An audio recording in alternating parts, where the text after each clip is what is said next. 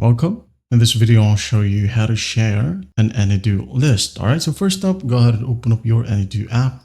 Now, once you're in here, tap on the plus sign to create a list. For example, to buy, all right, hit on save, tap on it to open it up. Now go ahead and add in some task like coffee or maybe sugar, like so, and maybe a flower, okay?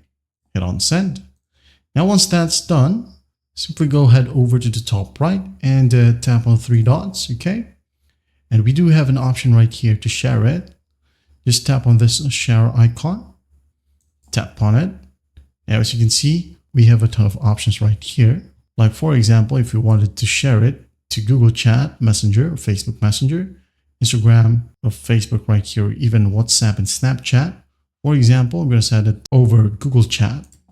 Okay, I'm going to sign in with my Google Chat account. Now type in a contact, for example, my wife right here. Just going to tap on her name.